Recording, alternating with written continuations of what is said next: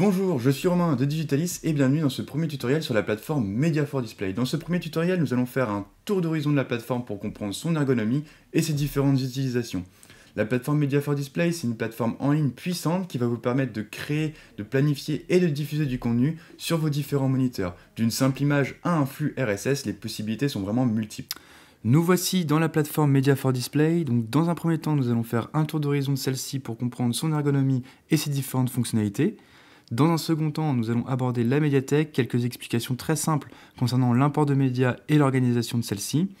D'autres tutoriels seront disponibles sous peu ou alors ils sont déjà disponibles. Les différents liens se trouvent le cas échéant dans la description. Ces tutoriels aborderont des points importants comme l'outil diapositive, le séquençage, la planification ou encore les sources de données. Rentrons tout de suite dans le vif du sujet avec ce premier tutoriel de prise en main. Nous sommes actuellement dans le menu d'accueil de la plateforme, c'est celui que vous devez avoir lorsque vous vous connectez. Donc ce menu, c'est tout simplement un tableau de bord qui va reprendre les informations essentielles de votre plateforme. Donc vous allez avoir les derniers médias récents que vous avez importés, les dernières diapositives récentes que vous avez créées, les dernières séquences récentes que vous avez créées, un petit tableau de bord qui reprend la conformité des différents players de votre organisation et une carte qui reprend la localisation de ces players. Vous avez sur votre gauche un menu latéral. Dans ce menu, on retrouve les différents outils disponibles sur la plateforme. Donc, vous avez dans un premier temps un menu vert qui va lui reprendre plutôt les outils créatifs, donc l'import de médias, la création de diapositives, la création de séquences. Un menu jaune qui va reprendre donc plus la planification et la diffusion de ces différentes créations. Donc, vous allez avoir le planning, vous allez avoir les campagnes, la diffusion immédiate, télécommande, les rapports, et vous allez avoir un menu bleu qui lui va être plus axé sur la configuration même de votre plateforme, donc la configuration de vos players, la configuration de vos cibles, les sources de données et différents paramétrages de la plateforme comme les droits d'administrateur. La plupart de ces outils feront l'objet de tutoriels approfondis que vous pouvez retrouver dans la description s'ils ont déjà été créés. On verra notamment les diapositives, les séquences, les plannings, la diffusion, et on verra dans des tutoriels encore plus approfondis tout ce qui touche aux sources de données. L'objectif, c'est de vous donner un maximum d'informations pour que vous puissiez vous retrouver facilement dans la plateforme et que vous n'ayez plus aucune question sur celle-ci. Un petit tip super important qui va vous aider tout du long pour l'apprentissage de la plateforme Media for Display, c'est tout simplement ce petit point d'interrogation qui se retrouve en haut à droite de votre écran, juste à côté de votre nom d'utilisateur. Donc ce point d'interrogation, quand vous allez cliquer dessus, il va vous rediriger vers une page web sur laquelle se retrouvent les informations importantes de l'endroit où vous avez cliqué. C'est-à-dire que si vous êtes sur la partie, là typiquement on est sur la page d'accueil, vous allez avoir du coup tout simplement les informations sur la page d'accueil. Je reviens sur ma plateforme, si je clique sur le planning et que du coup je reclique sur ce point d'interrogation, il va directement m'envoyer vers les informations concernant le planning. Donc c'est super important pour se retrouver, vous avez pas mal d'informations importantes qui peuvent tout de suite vous aider si vous êtes bloqué ou tout de suite vous aider à comprendre ce qui ne va pas ou ce que vous avez potentiellement fait de mal et vous débloquer une situation avant de vous mettre à rechercher dans un manuel utilisateur ou d'appeler tout simplement le service client. Alors, je vais revenir sur la plateforme Media for Display pour aborder le point suivant qui est la médiathèque. Alors, la médiathèque, c'est tout simplement un drive qui va vous permettre d'importer différents types de fichiers ou de médias.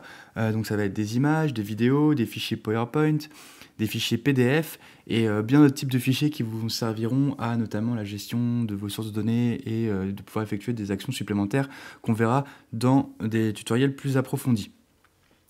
Donc ce drive, vous pouvez l'organiser tout simplement comme un drive classique ou comme dans un ordinateur. Vous allez avoir vos différents fichiers, vous allez pouvoir créer des sous-fichiers et ranger vos différents médias dans ces fichiers. Donc vous allez pouvoir rechercher des fichiers en fonction de leur nom.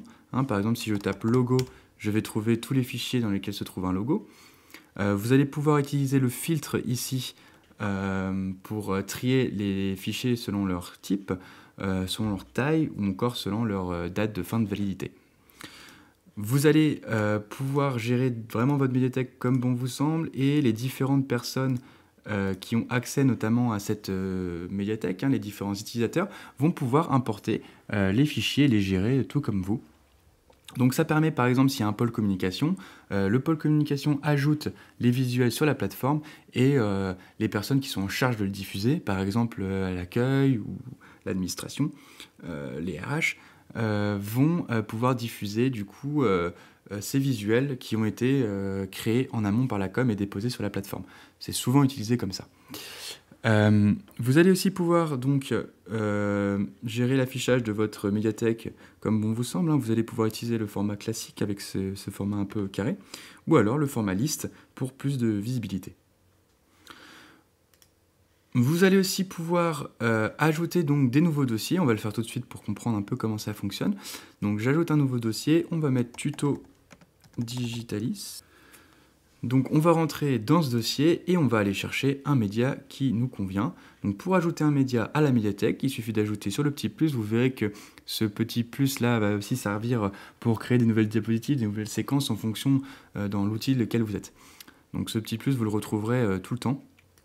On va ajouter un média, vous allez retrouver ici de quoi sélectionner vos médias. Donc vous pouvez aussi ajouter une page web. Là, il faudra rentrer l'URL de la page. Vous allez aussi pouvoir ajouter différents types de widgets qui sont disponibles sur la plateforme. Alors ça peut être des graphiques, ça peut être un fil d'actualité Twitter, fil d'actualité Facebook, une page YouTube, des fils d'infos. On verra plus tard qu'on peut utiliser du coup les flux de données RSS pour créer des fils d'infos, des fils de météo. Il y a énormément de choses à faire pour embellir son affichage dynamique et le rendre vraiment dynamique. Donc là, nous, ce qu'on veut, c'est tout simplement ajouter un média. Donc on va aller sélectionner un média dans notre bibliothèque. Donc je vais aller sur mon bureau. Je vais pouvoir aller trouver ce qui me convient.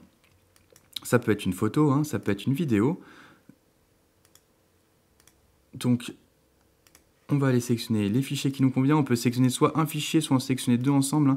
Si vous voyez, si je sélectionne deux fichiers ensemble, ils vont apparaître tous les deux ici.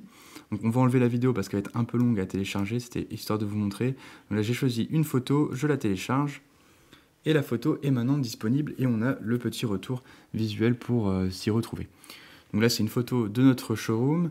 Donc si on clique dessus, on va avoir les différentes infos, la vignette de la photo. On peut renommer la photo comme bon nous semble. On va pouvoir lui trouver une date de début de validité, une date de fin de validité. Donc ça, c'est assez important parce que ça vous permet du coup de programmer vos images pour qu'elles s'effacent automatiquement d'une séquence. Vous allez pouvoir utiliser l'outil tag ici pour ajouter un tag. Alors qu'est-ce que c'est un tag? Le tag, c'est comme on voyait tout à l'heure pour rechercher par exemple un logo ou un filtre. Vous allez pouvoir lui attribuer un tag en disant voilà, c'est une image. Vous allez même pouvoir lui dire voilà, c'est une image avec telle couleur ou telle chose.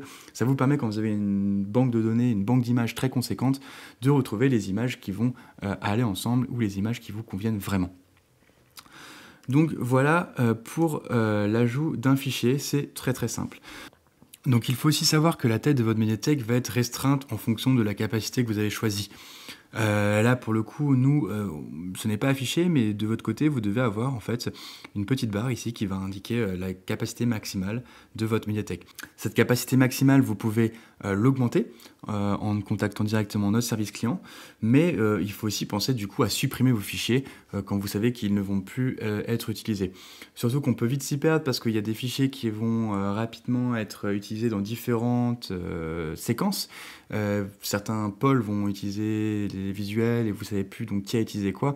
Donc quand vous savez que ce visuel ne sera plus utilisé, pensez très vite à le supprimer pour ne pas vous y perdre. Surtout si c'est une vidéo qui prend beaucoup de place. Donc pour supprimer un fichier, c'est tout simple. Vous allez vous retrouver donc dans le dossier ou directement sur l'image que vous voulez supprimer. Et ici, vous avez ce petit menu hamburger. Donc ce petit menu hamburger, vous l'ouvrez, vous faites supprimer, vous faites oui, et votre image sera directement supprimée. Vous pouvez aussi sélectionner plusieurs dossiers, comme ceci, imaginons, ou plusieurs images, là ça a des dossiers, mais ça peut être des images, et vous allez pouvoir utiliser le menu hamburger ici, et qui vous permet de supprimer, soit au copier ou coller, même plusieurs fichiers en même temps. Vous ne pouvez pas supprimer un fichier qui contient déjà des images dedans, c'est pour le sécuriser, pour ne pas supprimer tout d'un coup. Donc imaginons là si je vais sur ce fichier inforoute et que je fais supprimer, il va me dire que je ne peux pas supprimer le fichier parce qu'il n'est pas vide. Donc avant de supprimer un fichier, il faut bien le vider. Donc là pour le coup sur Tuto Digitalis, vous avez vu, j'ai supprimé une image, donc je vais pouvoir supprimer mon dossier tranquillement, comme ceci. C'en est fini pour ce premier tutoriel sur la plateforme Media4Display. Tous nos tutoriels sont disponibles en lien dans la description.